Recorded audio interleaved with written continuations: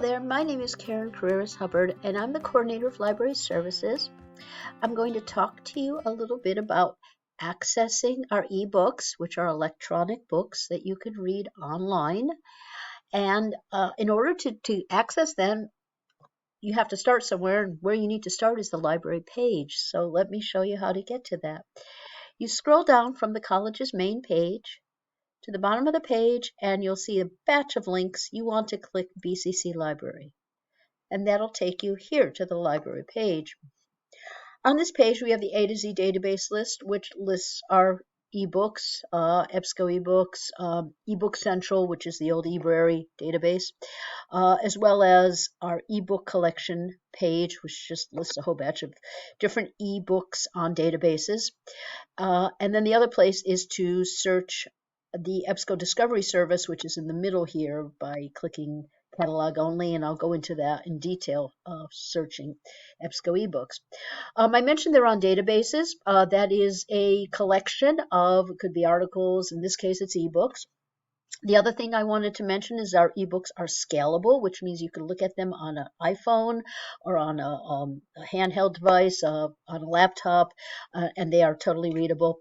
And the last thing is, please use Chrome if you normally use Firefox. So those are the important points. Okay, so to continue. And from there, you have a couple of choices. There's the A to Z database list. That's one way to get to our ebooks. If you go over to subjects, one way to see them all together is to scroll down to ebooks. And this is going to give you our ebook collections. And we do have some in databases that are included here. Probably the ones you'll want to use is ebook collection, EBSCO, all EBSCO ebook databases, because what that's going to do is that's also going to include anything that we've purchased, and we do purchase ebooks every year, so there may be some additional ebooks. Now, if you might notice, when I put my cursor over what I'm looking at, what drops down is a description of the database, so that might be useful to you too. eBrary eBook Central was the original ebook database that we had for years before we acquired EBSCO ebook databases. That's another option. And then we have some freebies like Project Gutenberg. Credo Reference is actually a pretty cool ebook database if you're looking for reference materials that link out to articles. But that's more if you're beginning research, so that might be good for that. Okay, another way to find ebooks is to go down to the Helm Library. So if I click that, and I want to look for just ebooks, I want to click this right-hand column and go down to Berkshire CC Online, because that will scope out to just our ebooks, and I'll do my search here. One issue with this is that it takes a little while, and it can be actually a few months, for our consortium to upload ebooks that we've recently acquired. So I would suggest that if you want to look for all of our ebooks, I mean, this is with 500,000, maybe this is just fine, but probably better to go to the A to Z database list. Another option is to go to this handy dandy link right here where it says ebook collections, and you could click again all EBSCO ebooks, or we actually have the EBSCO mobile app here, so you can click on that if you want to download it. How to download ebooks, and then eBraries right here, and then we also have like Project Gutenberg and a few other access to Boston Public Library, which also has ebooks that that's a separate sign in that you'll have to create yourself, but it's another resource that you can go to. The last way to get to our ebooks is to click here. This is our Discovery Service, EDS. Click here and then click Catalog Only. But this is going to take you to the Helm catalog, which may not have all of the ebooks that are the most recent downloads, including our subscription too. So they do those periodically.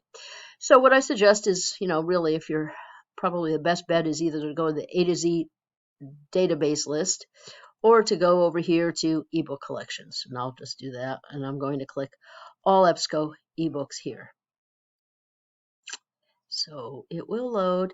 Now, if I had already signed in previously, and I see it's saying Berkshire Community College, which means I'm in here, If I hadn't signed in, I would be, and if I was off campus, I would get a screen that asked me to log in. And the authentication is going to look like the authentication that you use to get into your email.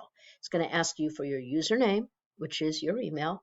And if you're a student, it's the S and then your ID number, email at berkshirecc.edu. And then your password, whatever that is. If you are faculty and staff, it'll be, your email address and then your password, whatever that is. And that does change. Our passwords do change for authentication. So anyways, that's something you will have to do if you are anywhere off campus. If you're on campus, you can log right in. One thing that's kind of useful to do if you're an EBSCO is to sign in. Now, if you don't have your own EBSCO account, you want to make an EBSCO account. And how you do that is you go up here and you click sign up. And it's real simple, but it's not the same as your BCC authentication. It's a separate, whatever you make up for it. And it's going to give you some I don't know, tools that just make it easier sometimes to download books. As well as to save searches. It's really useful with databases as well, article databases. So it's just a suggestion, especially if you are doing any markups of an ebook and that kind of thing. So that's something you might want to consider doing, is signing in or signing up and signing in. Okay, but you could do a straight search. You don't have to do any of that. You could just, log in with your BCC email to get in if you're from off campus, and then type in a search. And I'm going to type in American culture. I could see it right here. So when I do that, look how fast it goes. It immediately gives me 78 responses going back to 1988. And if I want something that's a little more recent, and if you do any searching in EBSCO for articles, you'll know about that what I just did over here on the left-hand side, which is limit it by dates. Limiters are really useful when you have a very large return of what we call hits or results, big result list. So this wasn't that big, but again, you could also, maybe you want to choose a particular publisher or whatever, but I'm going to just keep it with this. So I'm looking over here, and here's a book, Religion and Culture in Native America. If I put my cursor over the magnifying glass, it's going to give me a abstract, which is a summary of what the book is all about. And I could go right into a PDF full text or a EPUB version of it, but I'm going to click the title. And here's the book. And it gives me some options. One of the things you want to always look for, and this is real important because it depends on the browser you're using and if your computer's up to date and that sort of thing, is you want to make sure it says a full download. Because if you're using Firefox, you won't see this probably. I mean, it depends how up to date your Firefox is, maybe. I don't know, but Firefox has been sort of an issue with this database, which means you may not be able to do a download. You may not even be able to click these things in PDF and EPUB and get to the actual book. So again, depending on your browser, this is like the first thing you want to look for to make sure that's there. So I have some options here. If I scroll down and I look at this, I can see the different subjects. And if I click on any of these, it may take me to further books on that subject. And again, this would be like a subject heading search here, or a category search if I choose. And again, after I've used the book or looked at the book, if I want to search further, this can be really useful. The other thing, most relevant pages from this ebook, according to, I guess, whoever's deciding what's relevant here, that might be useful. It tells you what page it's on. You have the table of contents that are listed there. And they're also listed once you get in. So let me show you the difference between a PDF full text. So here's the PDF full text and what it looks like. It takes a second to load. Aha, there it is. And so everything is in this screen right over here. Oops, and it goes really fast. So I can download a chapter if I want. Or I can look for a chapter. If I look for climate and conservation, here it brings that to me. Oops, I should use this instead. So you have the little page right here. You could turn the page, and that might be easier to do. Um, and then just click, gently, not like me going really fast here. And it's pretty easy to read. I think this is a pretty good um, window for opening for reading. If I look over here where it talks about ebook availability, 0 of 1 copies available, that is a very strange thing because we actually have unlimited use of this one. But I'm in it, so I am reading it. I could save up to 60 pages, restricted copy and paste, unrestricted download. So that's interesting. It's giving you the parameters of what's permitted with this book, although I would argue with this availability. But I'm in it right now. But I could download if I want a chapter. That is an option. The permalink, if I want to send myself this ebook, link is right there. Don't use this up on top because that's going to be don't use the URL that's on the very top. Use what's listed right here. I could cite it. There's your citations. So if if you are writing a paper, you have to cite your sources. APA is here. MLA is farther down. All you need to do is copy it and then paste it into your bibliography. You could print select pages, up to 60 apparently. You could email pages. You could save pages. Add to folder, but it's a good idea to have an account, although the folder's right here, because then you could put it into your My EBSCO. So those are some choices that you have with this. Then I can click that out. Okay, so what I'm going to do is I'm going to go to the other version of this. It takes me back there. And I did the PDF? I think I'll do the EPUB next. I think that one I didn't do yet, right? Okay, it's a little smaller. And it just looks a little different. So here's climate and conservation. If I click that, climate and conservation, the look is a little different. And then again, I could use this to get around, page to page. If it lets me, maybe I'll just do this. This is allowing me to do a full download if I choose to. So that is, or you could just read it online. And so these are some of the options that you have. And again, the citation is still there.